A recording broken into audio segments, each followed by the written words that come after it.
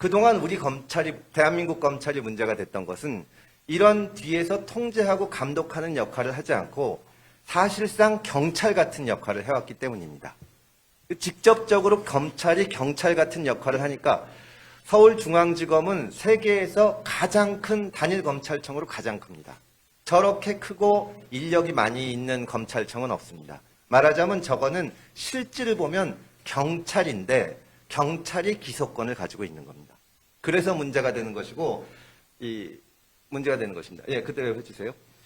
그래서, 다시 전으로. 검찰이 그렇게 직접 경찰 역할을 하면서 막강한 권한을 가지고 있기 때문에 정치 권력 면에서는 그런 것을 유지하는 것이 편합니다. 어떤 정치적인 사건을 편향적으로 처리하려면 경찰과 같은 수사권과 기소권을 가진 검찰 하나에만 압력을 넣으면 마음대로 할 수 있는 겁니다. 넘겨주세요. 그래서 이거를 개선해서 권한을 분배하는 것이 맞는 개혁의 방안이고, 이렇게 되면 정치 권력에서 어떤 사건을 청와대에서 마음대로 처리하고 싶으면 검찰과 경찰을 양쪽을 조정해야 되니까 조금 더 어려워집니다. 그렇게 함으로 해서 경찰과 검찰을 서로 견제하게 만드는 것이 합리적인 이 형사사법의 방향이 되는 것입니다. 그런데 이 방안을 이제 만들기 위해서 우리가 구별을 반드시 해야 될 개념이 있습니다. 제가 말씀드린 대로 권한을 나누고 하는 것은 수사권 조정입니다. 문재인 정부에서 그 공약으로 낸 것도 수사권 조정입니다. 그런데 문재인 정부가 들어서서 실제로 한 것은, 그러니까 조국 민정수석 시절에 하고 또 법무장관 시절에 했던 것은 수사권 조정이 아니라 경찰의 수사권 독립입니다. 그러니까 제가 좀 전에 말씀드린 것은 경찰이든 검찰이든 자기 맡은 바 역할은 해야 되지만 권한을 남용해서 정치적 중립성을 지키지 못하면 안 되기 때문에 서로 견제하게 하자는 것입니다. 그러니까 지금처럼 강한 검사 맘대로 다 하는 그런 시스템을 없애자는 건데, 경찰 수사권 독립이라는 것은 검사는 자기들 마음대로 해왔으니까 이제 경찰도 자기들 마음대로 하겠다는 겁니다. 이게 경찰에서 이게 뭐 특정 학교를 폄훼하는 것은 아니지만 경찰대학교 출신들 사이에서 계속 오랫동안 이런 주장을 해왔습니다. 그래서 과거에는 이 수사권 조정을 경찰 수사권 독립이라고 했는데요. 지금은 그렇게 해서는 안 된다. 검사 하나도 문제가 있는데 경찰까지 마음대로 하면 어떡하냐. 수사권 조정을 해야 된다. 그래서 이름이 수사권 조정으로 바뀌었습니다. 지금 이 수사권, 민주당의 경찰 수사권 독립과 같은 수사권 조정을 만들어내는데 많은 역할을 하신 황운하 의원님이 원래 경찰 출신이신데요. 의원이 되기 전에 제가 냈던 방안에 찬성을 했었습니다. 그때 페이스북에서 검찰이 지금처럼 권한을 독점하지 않고 수사권을 적극적으로 행사하지 않는다면 경찰은 검찰의 지휘를 받는 것이 맞다. 이렇게 얘기를 했었는데, 어느 날 민주당에서 검찰 개혁을 추진하는 그 분들이 수사권 조정과 경찰 수사권 독립을 혼동하면서 경찰 수사권 독립으로 가서 문제가 된 것입니다. 이 경찰이 수사 독립하게 되면 당연히 개혁에 역행하는 것이고, 검찰이 갖고 있던 문제를 경찰도 똑같이 갖는 것입니다. 또 넘겨주세요. 그 다음에 검수완박이라고 해서 검사의 수사권을 박탈해야 된다는 얘기를 하는데요. 검사가 가진 수사권에서 문제가 되는 것은 검사가 적극적으로 경찰처럼 인지를 해서 수사하는 부분이 문제가 되는 것입니다. 경찰이 수사를 개시한 사건에 대해서 이게 제대로 됐나 안 됐나 하는 것은 얼마든지 가능하고 오히려 세계 각국이 강화해 나가는 추세에 있습니다.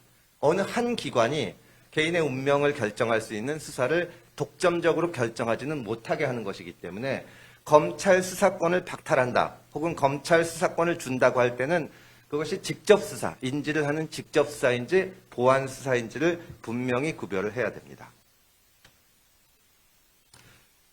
넘겨주세요. 이 검수완박의 소위 민주당이 추진하는 검수완박의 대표적인 문제는 제가 조금 전에 말씀드린 것처럼 경찰의 권한 남용에 속수무책이 된다는 것입니다. 지금은 검찰이 너무 권한이 세서 문제가 된다고 했지만 검찰의 수사권을 완전히 박탈해버리고 또 지금 민주당이 몇 년에 걸쳐서 수사지휘권을 없애버렸기 때문에 그러면 경찰이야말로 아무런 통제를 받지 않는 권한남용의 위험성이 커지게 되는 것입니다. 검찰은 검사들과 수사관을 다 합쳐서 10,000명쯤 되는 조직입니다. 경찰은 15만 명쯤 되는 조직입니다. 경찰이 만약에 지금 과거의 검찰과 같은 힘을 가지면 그 폐해는 이루 말할 수가 없습니다. 특히 대부분의 평범한 시민들이 접하는 것은 검찰보다는 경찰인데 그 사람들이 통제를 받지 않았을 경우에는 적극적인 측면에서는 경찰이 너무 강하게 수사를 해서 문제가 되고 소극적인 측면에서는 일반 시민이 피해를 당했을 때 경찰이 그거를 뭉개거나 안 나서서 피해를 입게 되는 것입니다. 그래서 통제가 안 되는 것이 가장 큰 검수완박의 문제라고 할 수 있습니다. 넘겨주세요. 또 하나는 암장 범죄의 속수무책이라는 것입니다. 지금 이번에 검수완박 법안은 아니지만 그동안 민주당에서 추진해오고 지난번 형사소송법 검찰청법 개정을 통해서 만든 것이 경찰이 자체적으로 사건을 끝낼 수 있게 한 겁니다. 그러니까 이 기소할 때는 검찰에 보내야 되지만 경찰 스스로 판단하기에 이거는 죄가 안 된다 그러면은 그냥 묻어버릴 수가 있는 겁니다. 물론 여기에 대해서 민주당은 이의제기권이 있다 뭐 이렇게 여러 가지 보완 제도를 두고 있지만 여러분 여기 오신 분들이나 마찬가지로 경찰관이나 검사들이나 다 똑같은 사람들이고 똑같은 월급쟁입니다. 자기 책임이 있고 자기한테 그걸 잘못 처리하면 불이익이 되면은 그걸 열심히 하지만 그렇지 않으면 열심히 안 합니다.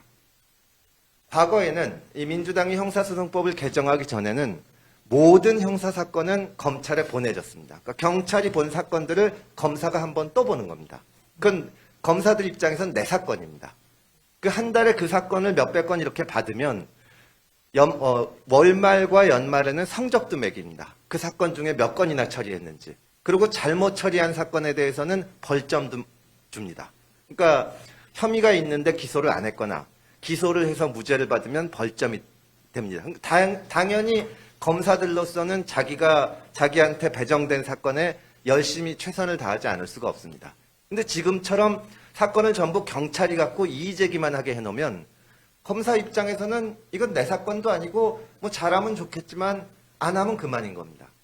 당연히 국민들에 대한 권익보호 입장에서는 안 되는 겁니다.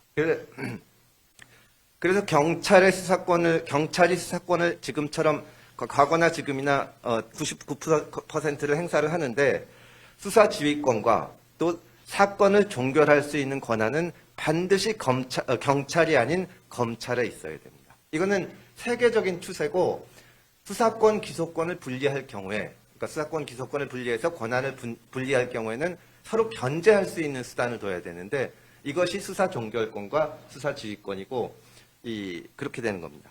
암장 범죄 말씀을 또 잠깐 드리면 민주당이 지난번에 개정한 그리고 이번에 검수완박에서도 문제가 되는 것을 보면 검사가 6개 분야 정도를 수사를 해왔는데 이제 2개로 줄이느냐 마느냐 그 문제가 되고 있습니다.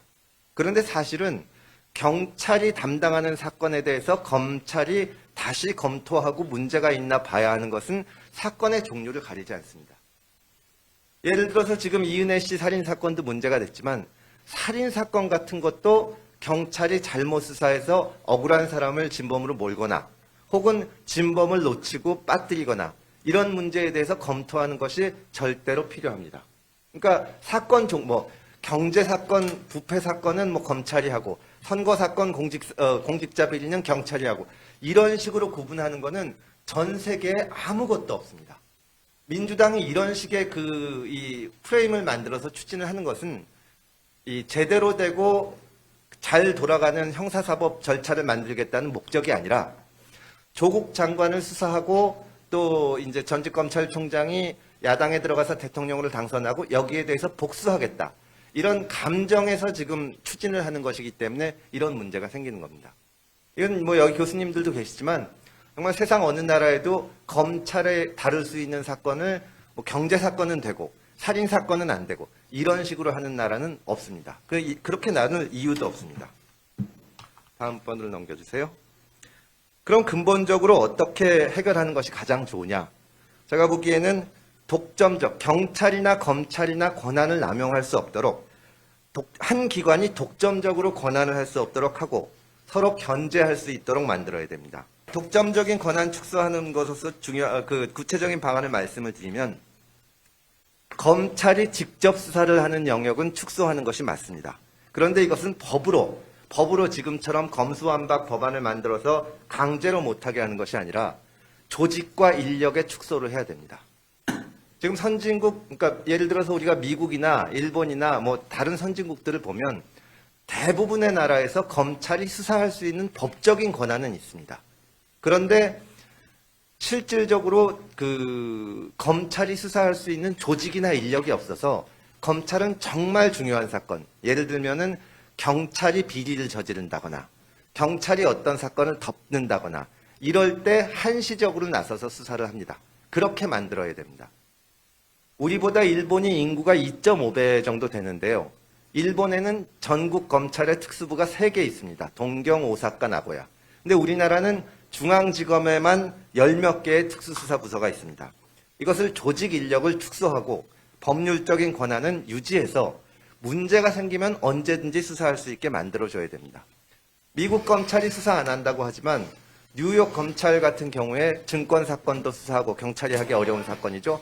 그리고 몇 년에 한 번씩 태스크포스를 만들어서 경찰 비리를 아주 솎아냅니다. 이런 식으로 검찰을 운영을 해야 되고, 그 다음에 지금 저기 나와 있는 것처럼 경찰 수사에 대한 통제권을 반드시 가져야 됩니다.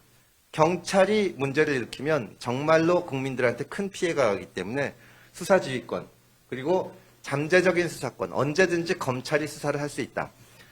이게 조직 원리라는 것이, 조직이라는 것은 항상 선의에 기대해서는 안 되고 나쁘게 했을 때 어떻게 막을 수 있는 것이냐를 봐야 되는 겁니다.